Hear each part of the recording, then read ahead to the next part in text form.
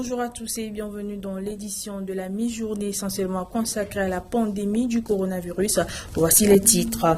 Masques, gel alcoolique, gants, ces objets qui sont entrés dans le quotidien de la population mondiale depuis quelques mois à cause du coronavirus. De quelle manière sont-ils utilisés ici au Togo? À découvrir dans cette édition. Le coronavirus, cette pandémie qui fait la une de l'actualité mondiale avec des milliers de contaminés de morts à travers le monde, il urge de savoir ce qu'est exactement cette pandémie. Selon la Commission économique pour l'Afrique, le continent africain a besoin de 100 milliards de dollars pour combattre le coronavirus. Merci de nous choisir pour vous informer. L'usage des masques, du gel hydroalcoolique, des gants et le lavage régulier des mains sont entre autres des mesures pour éviter la propagation du coronavirus. Ces objets sont entrés dans le quotidien de la population mondiale. De quelle manière sont-ils utilisés chez nous au Togo? Les Togolais font-ils confiance à ces objets? Les détails dans cet élément. De lavage des mains, les masques, les gants et du gel hydroalcoolique. Ce sont ces objets avec lesquels la population de la planète tout entière compose actuellement depuis l'apparition du nouveau coronavirus Covid-19. Le malaise est sorti depuis décembre passé, décembre 2019, dans une province ou bien dans une ville chinoise qui s'appelle Wuhan. Bon, petit à petit, ça s'est répandu vers l'Europe vers l'Afrique. Pour les précautions, il y a quand même certaines mesures préventives simples qu'on nous demande d'observer, c'est-à-dire vous portez des gants, des cache-nez, les alcools introduits pour quand même désinfecter tous les trucs. Donc, on arrive quand même à respecter aussi les 1 mètre, voire 1,5 mètre entre nous et les clients. Oui, si les clients viennent, par exemple, s'ils ne portent pas les gants, on leur donne quand même ces gels-là pour qu'ils puissent désinfecter leurs mains avant qu'ils puissent nous donner de l'argent. Pour éviter cette maladie, on peut prendre les cache-nez, les gants, désinfectants. Désinfectant, on utilise pour laver les mains, chaque heure pour laver les mains.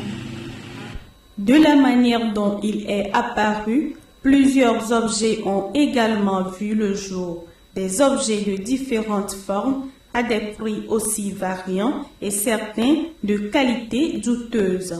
Pour l'histoire de cache-nez, je ne sais pas si ce que moi j'ai porté tout à l'heure, je ne sais pas si c'est efficace à 100% ou pas. Parce qu'il y a plusieurs types de cache-nez qu'on voit sur le marché.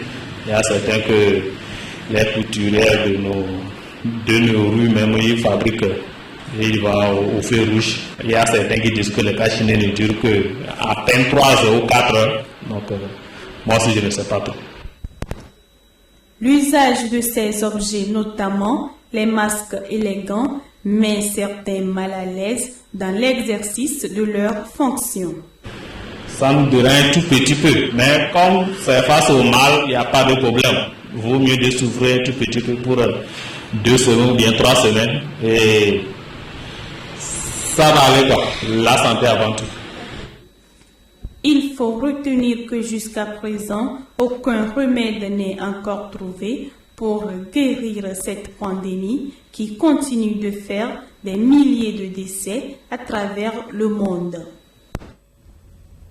Au problème sérieux des décisions idoines, les représentants du pouvoir central à l'intérieur du pays prennent au sérieux la menace de la pandémie en coronavirus et veulent faire respecter à la lettre les mesures barrières prises par le gouvernement. Résultat, débits de boissons, lieux de culte et autres sont fermés dans la préfecture de Bélé. C'est le constat fait ce week-end à Adeta, à part Amen Laurent Kofi-Kouma, notre correspondant dans la région des Plateaux Ouest.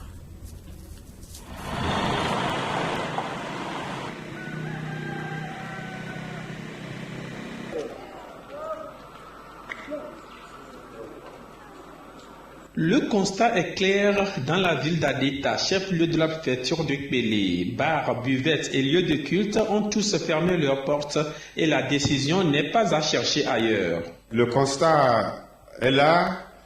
Le coronavirus a commencé par perturber l'équilibre de la société africaine, de la société mondiale. Et les grandes décisions, c'est pas en milieu Kpélé, mais c'est depuis la capitale Lomé où l'État, dans les diverses concertations, a constaté qu'il faut barrer la route à cette pandémie. Une décision qui ne souffre d'aucune difficulté du côté des tenanciers de bars qui l'ont favorablement respectée vu l'ampleur du désastre de la pandémie à coronavirus. Il y a une maladie qui est arrivée. On parlait de coronavirus, donc c'est à cause de ça que les agents de sécurité ont venu fermer mon bar, mais bon, quand même il y a des alimentations, mais quand même on a essayé d'attendre leur décision. C'est pourquoi on a fermé depuis jeudi très tôt comme ça. Une soumission de la population de Kpélé à cette décision des autorités togolaises qui témoigne, selon le préfet de Kpélé, la discipline qui règne au sein de ses administrés, qu'il remercie de passage et invite à faire mieux. Nous sommes en milieu Kpélé une population disciplinée et il n'y a pas de hasard dans ce que nous faisons.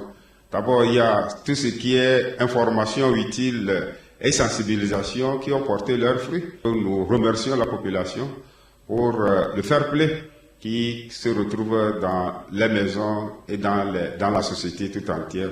Nous ne cesserons jamais d'en parler. La maladie à coronavirus est à nos portes avec plus d'une vingtaine de cas selon les autorités sanitaires du pays. Nous devons doubler de vigilance pour être à l'abri.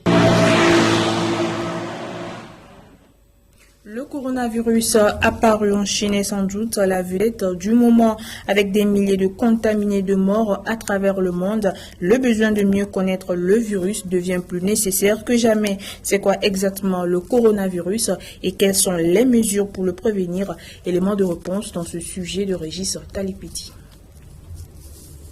Les coronavirus ou corona à latin doivent leur nom à leur couronne. Ces pointes ou couronnes jouent un rôle fondamental dans l'infection puisque c'est elles qui s'accrochent aux cellules de leur hôte avant d'y entrer pour injecter leur matériel génétique. Les cellules ainsi corrompues synthétisent à leur tour de nouveaux virus qui infectent de nouvelles cellules, donc tout l'organisme. Par cette stratégie, le virus a conquis le monde entier et le Togo n'est pas épargné. À ce jour, 34 cas positifs ont été répertoriés, 27 cas actifs, 10 guéris et un décès. 437 personnes ont été en contact avec tous les cas répertoriés et sont en quarantaine conformément au protocole de l'Organisation mondiale de la santé. Des mesures barrières ont été donc édictées pour casser cette chaîne de transmission. Celle-ci recommande notamment de se laver régulièrement les mains à l'eau et au savon, se couvrir la bouche et le nez, tousser ou éternuer dans le creux du coude, se tenir à une distance d'au moins 1 mètre de toute personne, éviter de se serrer les mains, de se faire des accolades, de s'embrasser et se mettre en auto-isolement dès qu'on ressent les symptômes de la maladie. Le coronavirus se manifeste, il faut le rappeler, avec une forte fièvre, la toux, des difficultés respiratoires ou encore un écoulement nasal. Et pour prévenir la propagation de ce virus, des initiatives personnelles sont prises par certains citoyens au profit de leur communauté. C'est le cas de l'élu local Djouamé Komlan de la commune d'Ani 1. Nous retrouvons Amel Laurent Koufikouma.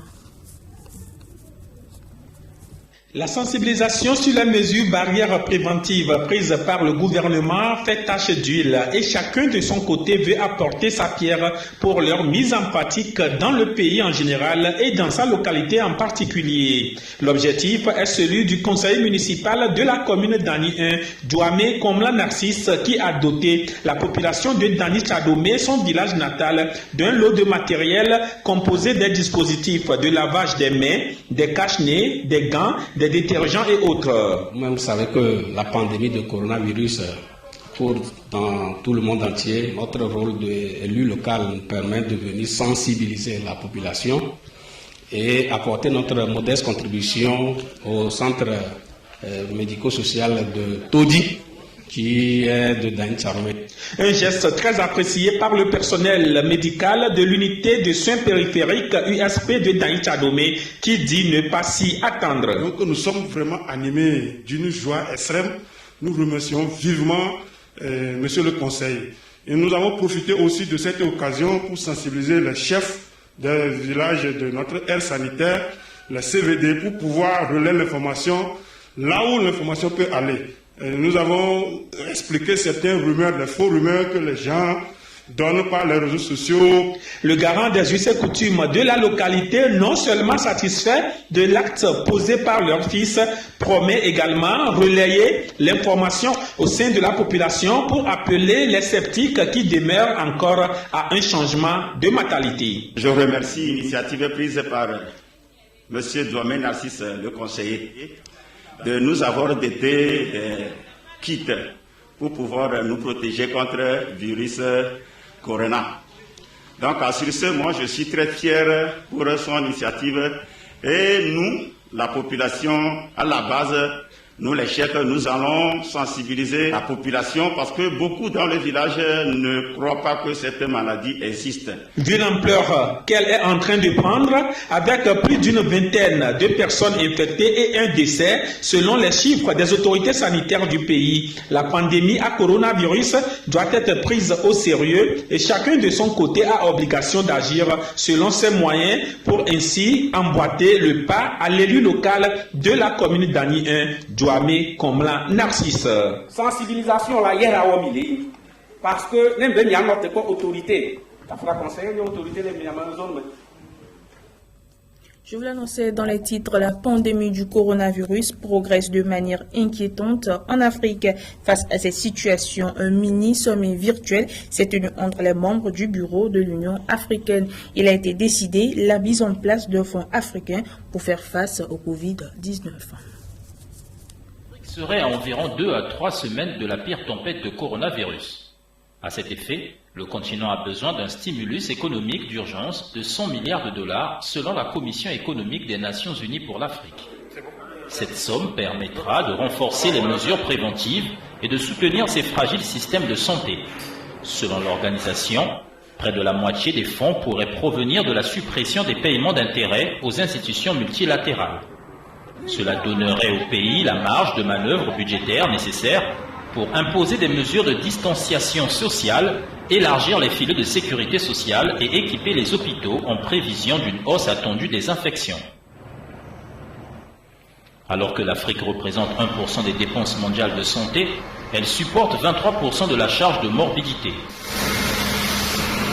Le manque de ressources et de personnel oblige les autorités à agir rapidement pour limiter la propagation de la maladie sur un continent où les hôpitaux ne disposent en moyenne que de 1,8 lits pour 1000 personnes, comme le montrent les données de la CEA.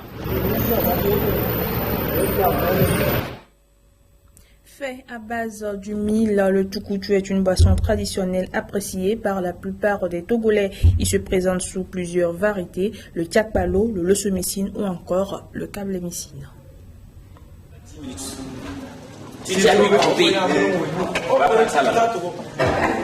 La boisson locale faite à base du mil, communément appelée tukutu, est une boisson de prédilection dans le nord du pays. Comme les bières importées qui se présentent sous plusieurs goûts, la bière locale se présente aussi sous différentes saveurs, telles que le kablemicine, le losomicine ou encore le tiakpalo. Utilisé dans les plus grandes cérémonies traditionnelles, telles que l'intronisation des chefs, la dot ou encore les funérailles, le tukutu reste une boisson incontournable dans les mœurs en pays kabyais. Traditionnellement, on l'appelait solom. Solom, en kabyais, ça veut dire que c'est la boisson qu'il faut verser sur les fétiches de chez nous avant que toute chose ne commence dans la cérémonie.